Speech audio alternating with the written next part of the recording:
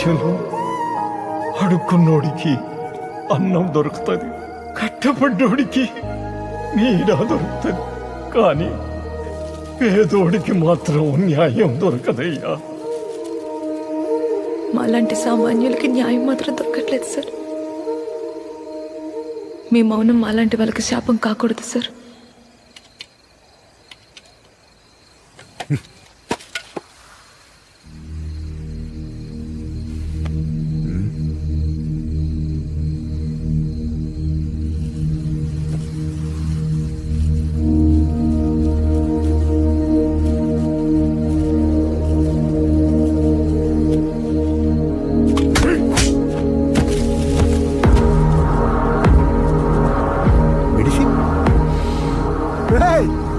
ఇది మెడిసిన్ కాదురా, మందు.